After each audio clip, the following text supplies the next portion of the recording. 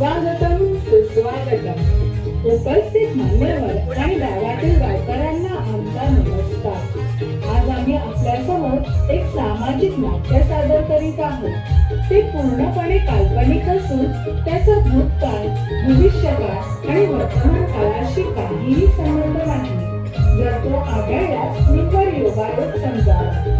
या नाट्याद्वारे आम्ही आपली श्रद्धा, परंपरा आणि माणुसकीचा संदेश देण्याचा प्रयत्न करीत आहोत.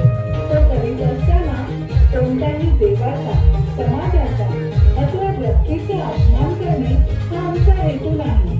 ही नम्र विनंती. आपली पूर्व वणेवाडी.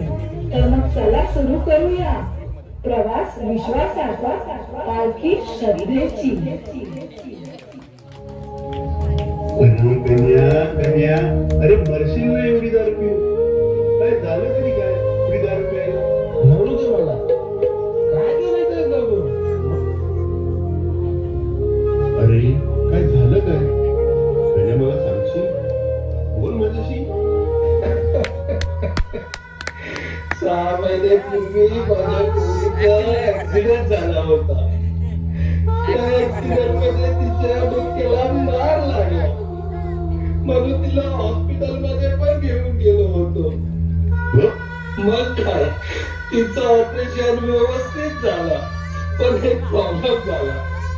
तिचे ना त्या ऑपरेशन मध्ये तिचे डोळे गेले. काय बोलतोस?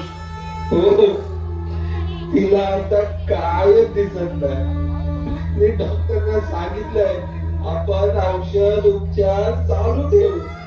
6 महिन्याच्या आत एकाच वेळेस तिला दृष्टी आली तर येईल. 6 महिन्यापर्यंत नाही आली तर मग कायच गॅरंटी नाही. मी आता 6वा महिना चालू आहे. 6 महिने झाले तरी मुलीला माझ्या काही सुद्धा दिसत नाही. तिच्या आयुष्यात नुसता काळो काळो काळो. मी काय करू? माझ्या मुलीला काय दिसत नाही. गण्या गप रे, गप, शांत हो. मी काय बोलतो ते ऐक. तू काय टेन्शन घेऊ नको.